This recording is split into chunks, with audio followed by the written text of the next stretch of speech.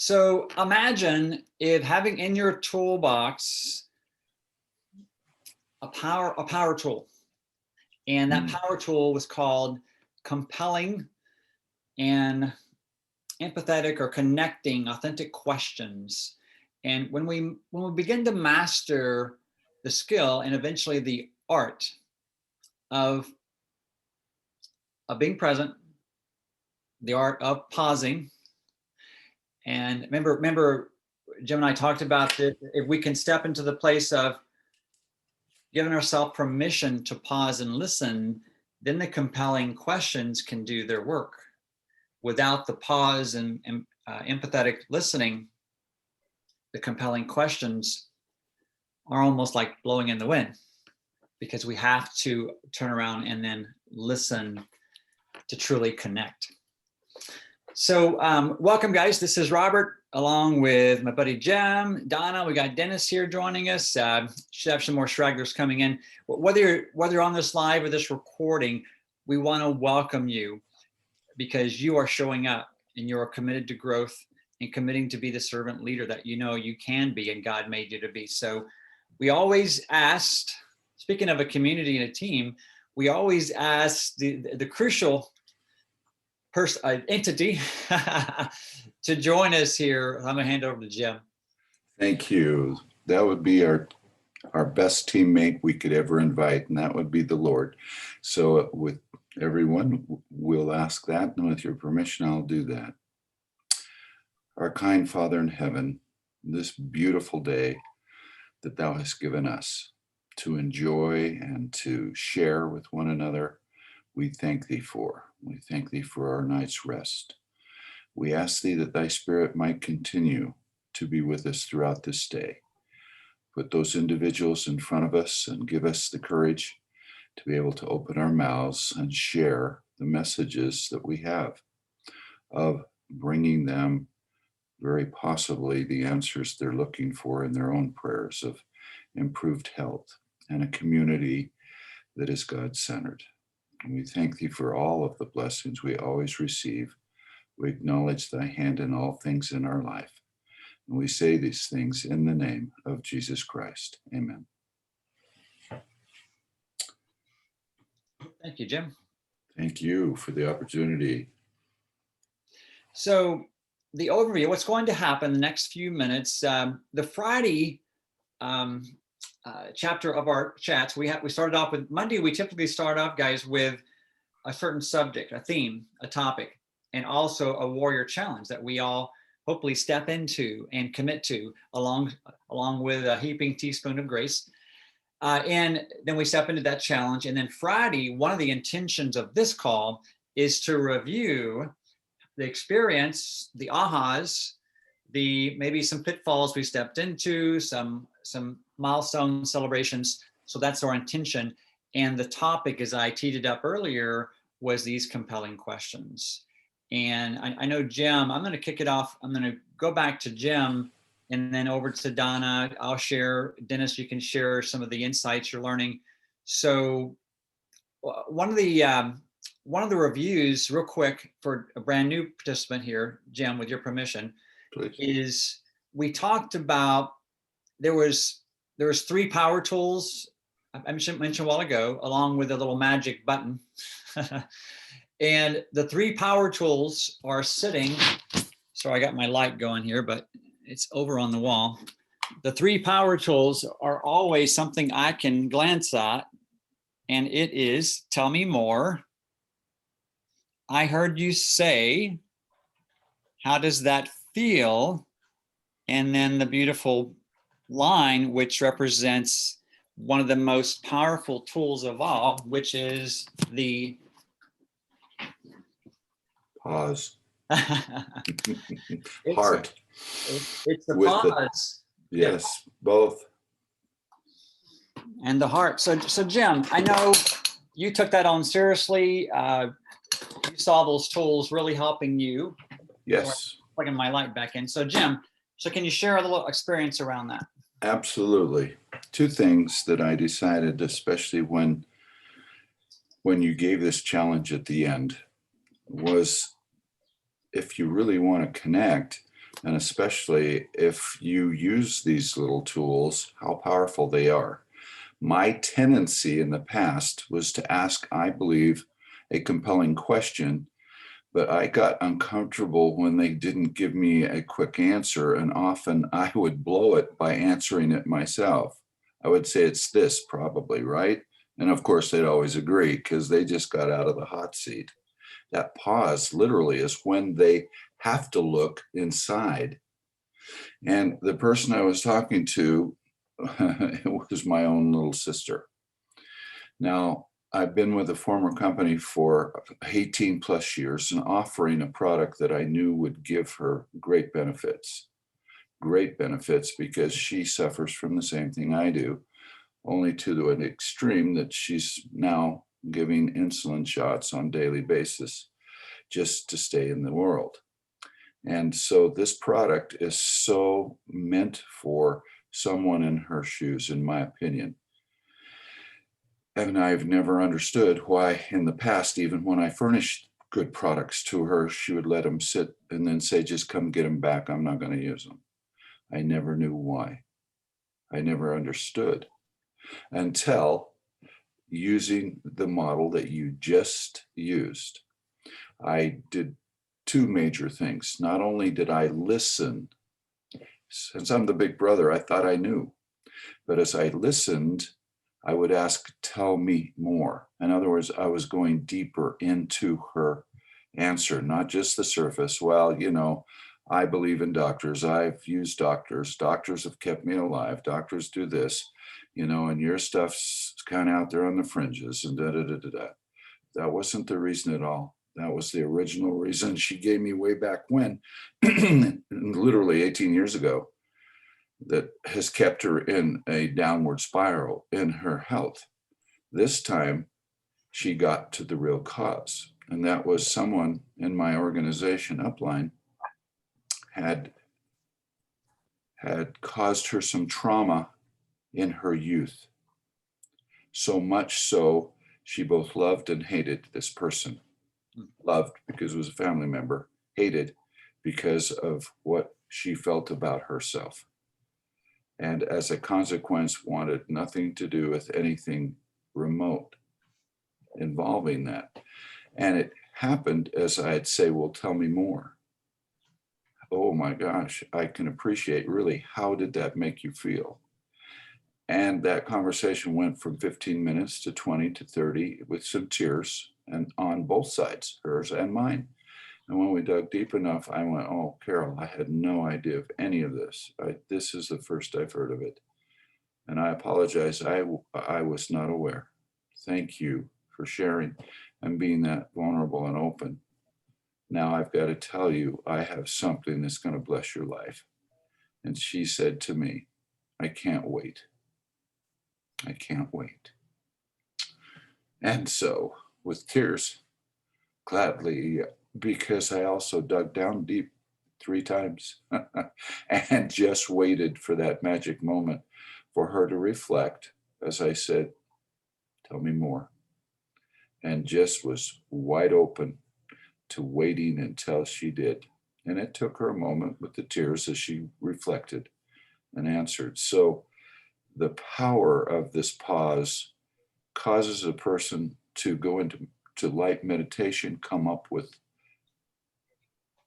what would normally be not even at the surface level for them or for ourselves, to know what we're dealing with.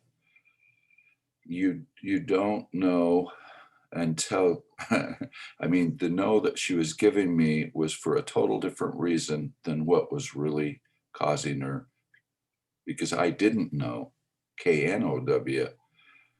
I was just thinking it was a NO. And so by digging this deep and also asking those key questions and the way this is lined up, she knew I cared. And when she knew I cared enough, she said thank you, and open arms embraced and healed some things along the way, in my opinion, which was marvelous. So that was my experience, but I also used it a few more times in my approach to other people of doing the same thing. and allowing them time to answer versus just assuming, which that word we all know gets us in trouble. I know exactly, now aligning with somebody and feeling empathetically for what they're going through. I've tried so many programs before, was this person's reply. And I would say, well, tell me more, which, how did that make you feel when you thought you were using the right thing and then it rebounded on you and you went through all of the pain of doing it, dropping the few pounds, and then bam, it came right back. And those questions again got to a deeper root of, wow, well, if you had something that really would help in changing up fat for lean body, not just a quick water loss or not at this or not at that, how would that make you feel? Again, right back to that feeling, because person buying it's an emotional time. Emotion sells, knowledge just backs that up. It gives them confidence that the emotion they're having of saying yes is the correct one. And that's the way I feel that we align with someone. And this is all about connection. Everything we've been doing in the last week or so is connecting. And if you can connect at that heart space and they know you're sincere and you're not there to get them, that you're there for them. This is about them, not me. And taking myself out of the equation basically is what these questions help us do. So that's a brief review of the last week. And thank you, Robert, for these beautiful tools. No, you're so welcome. And thank you for implementing them and applying them, and as all of us are doing here. So thank you, Jim. Let me go over to Donna. Donna, I know the exact challenge for Dennis and Diane's benefit was the challenge from Monday was simply this. As much as you can in these conversations this week, as Jim was describing, dig 3 down deep, 3 questions deep. Whatever those questions sound like or look like, it's fine. Ideally, if you want to use the tools, then you heard the tools. They're quite simple. Feel free to implement the tools. Tell me more. I heard you say, how does that feel? The pause. So that was the challenge. So Donna, I'd love to get a couple shares or comment on, I know you were digging down deep with people. Okay. So full disclosure, I didn't get into as many conversations as I would have hoped this week. I started out with texting some people that I've been in touch with over the last few months, but hadn't really talked to very much. And I texted one of my friends and he got back to me so late at night that the conversation I did get into some tell me more. He's a former ball player. I used to work in professional baseball, and he has started a baseball academy helping underprivileged children. And he not only helps them with their baseball, but they do full spectrum. They feed them, they help them with their schooling. And he's had several of his players go on to Division I schools, or sometimes it's a Division 2 or 3 or whatever. But so I asked him how everything was going, and like I said, he didn't get back to me till late at night, and I was like, okay, I'll text him back a quick, oh, tell me more about that. So that's why I know so much about his academy now, is because, he told me more. So I'm going to hop on the phone with him soon, and we'll have the conversation voice to voice, or I'll see if he'll join me on a Zoom call and we can do it face to face. But we didn't actually get around to talking product or anything. I was just connecting with him. Yeah. So to speak. Yeah. That's totally awesome. And by the way, one special tool or activity you can do, if you tune into the recording we did last night, that is a very organic and natural way, based on your conversations with him. You can easily tee up a little question or survey that we talked about last night, Donna. So right. So let's tune into that. And isn't it great, guys, that Donna is actually using the tools, digging deeper, discovering more of this person as a human being versus as the next customer dollar sign. So that's the whole point. So I love it, Donna. And Diane, any comments around, I know you and I, through our mentoring conversations, we talk about, you heard me ask you, and you're implementing now. Tell me more. How does that feel? I think I heard you say that. How many times have I asked you that question, even in our coaching calls? Yes, definitely. Yeah, I think what I love what Donna said, even though, and also what I've seen you do, Robert, is just really get to connect with the person first and not jump in on the product and what I can do for you, but get them to talk about themselves and what their needs are. And that way, when you listen to what they're looking for, you can help them solve their own problems. So it really helps to help them think it's their idea, and they'll be on board 100% when it comes from themselves. So Right. I think asking those questions really is very important. Good point. Good point. And remember, guys, one of the things that we wear different hats, don't we? We're a connector. We do invite people. We do actually market and sell a product. We do recruit, some up front, some down the road with different people. Then we wear the hat of a coach, a teacher, a mentor. So we wear all these hats. And the cool part about all these hats, they all entail to wear them well. It demands that we master a few basic skills. And one of those basic skills is that art of, connecting, communicating, and behind the effective communication is asking and then listening. So yeah, all good. So really, what's the next step with all this is to really do the do, isn't it, guys? Do the do, and think about this. Ideally, you would write some compelling questions down, and over the next, today we have the rest of the day. It's the beginning of the day. We have, Saturday. A lot of us are unplugged and recharging the batteries on the Lord's Day on Sunday, and then we kick it off again next week. So the invitation or the challenge is to do the do, reach out, uplift people, affirmation, and feel free to ask the other question. Would you do me a favor? I have a quick question based on our conversation. I feel like it really help. What are your thoughts around answering a simple little question? I just started an adventure. What are your thoughts around if I send you a little question over? Would you take 30 seconds and check it out for me? So whatever that looks like for you, that's the challenge. And then when we start to follow up, answer questions, that's when we go to the tools as well. So Dennis, what are your thoughts around, I know this is your first servant leader chat. What's been your experience with what tends to maybe be a block, or you're connecting, what tends to kind of bog you down sometimes, often enough? Probably thinking about what I'm going to say next instead of really listening to what they're saying.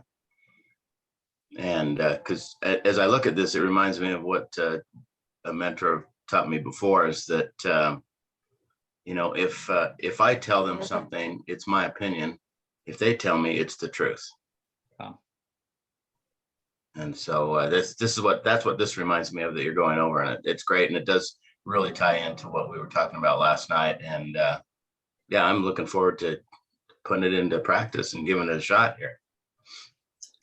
I love it. So when we tell someone something, it's our opinion, you said. And but when they say it, it's the truth to them, because they said it. Wow. And there is universal truth, but there's also a truth. It's all in perspective, isn't it? Mm-hmm. So, yeah. And it also reminds me, we have a couple of our grandsons come over a couple times a week that we watch. And so we watch a lot of Disney movies. And there's one that we've been watching called, I don't know if you've watched it, called Moana. That movie Moana. And Maui goes to get his hook back, and he's getting it back from this big crab. And what he does is he has Moana have the crab talk about himself, and then that gives him time to get his hook back because people want to talk about themselves, and they even used it in there, and I thought that was interesting. So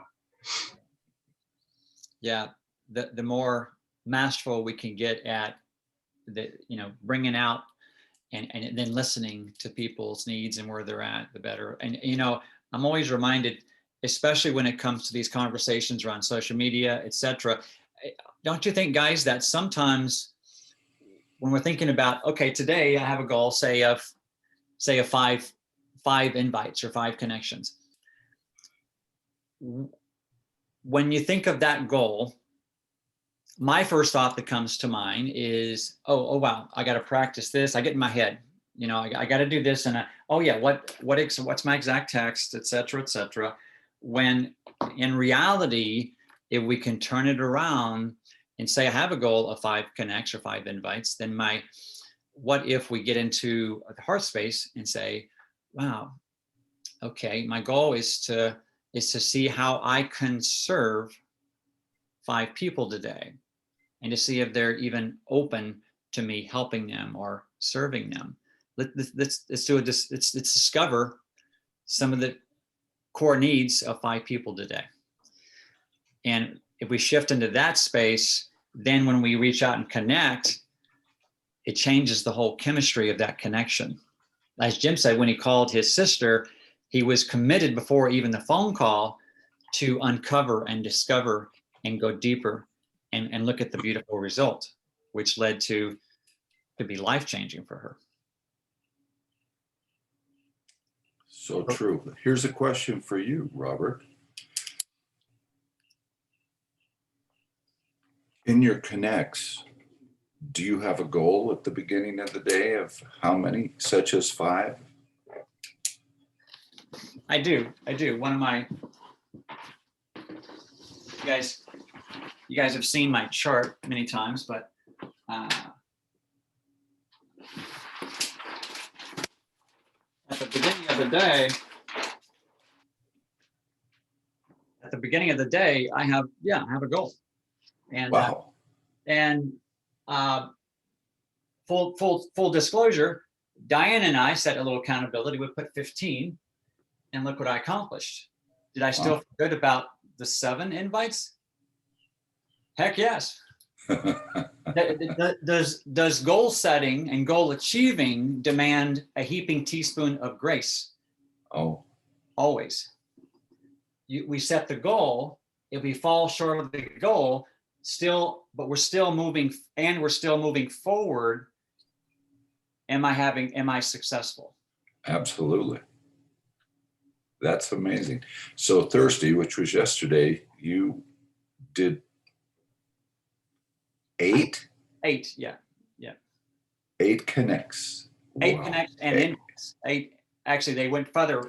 They were actually invites. So it's one thing to connect. Yes. It's quite another to hit To numbers. invite. To invite. Yeah. Totally. Wow. No wonder you're successful. And so good, because you're practiced. And that brings greatness. Practice at anything, you get better every time. Very true. So, and that's a good point. Goals are one thing. Without stepping into those goals and moving forward, it's all about moving forward and continuing to grow, whatever that looks like. And Doug talked about this, guys, on the Pulse call. If you were on the call this past week with Tara, Tara's a winner of our Best Body Challenge with Zalevo, and she talked about, and even in her weight loss journey, her health journey, is that she would maybe go here, and was she a failure? Was she a success? She was definitely a huge success because she was making forward progress, and she had a lofty goal. She was moving forward and working on that. So, and it's the same with becoming a more masterful connector, inviter, etc., and recruiter. Is just stepping into that place and moving forward, implementing the tools, etc. So next week, the topic is keeping the main thing. And we're going to dig a little bit deeper on how to structure your time. And we're going to define what the main thing is in our business. I think most of you know what the main thing is. We're going to be transparent, authentic, and have fun with that. So other closing thoughts, comments as we wind this chat up? Thank you. Thank you Robert, very much. I just want to, oh, sorry, go ahead. No, go ahead. I just want to say, in our goal setting last week, for me, I put the number out there and it was a little bit high, but I really appreciate your patience and your willingness to have us look at ourselves as, a work in progress. And it's okay that you didn't get it finished. And maybe every day set a goal of 2. And so maybe start small and just build up. And I just really appreciate that, because I'm a kind of person that's hard on myself and I want to achieve the goal, and the goal should be the goal. But just making baby steps along the way is just a huge help. And just as Jim said, doing it every time you do it, it gets easier and you get better at it. So just keep plugging along. Wow, great comment. And one of my lessons from a key mentor yesterday, he taught one of the number one skills, especially in network marketing, is consistency. That's it. When we consistently show up and do hard things, and they become easier. And that's the only way to have ongoing growth here and success, is to keep showing up and doing, keeping the main thing. So other closing thoughts? I'm gonna go to wind it up here. All right, well, thanks for joining us, guys. And 3 levels down, continue the challenge. Love to hear about that. And then we will see you bright and early next Monday morning. And remember, people are praying. So many people are praying for an answer. Let's be courageous enough to get it out there and invite them to look. So take care. Thank you. Thanks, Robert. Thank you, for doing Robert. Robert. Appreciate you. Thanks, guys. Thank you.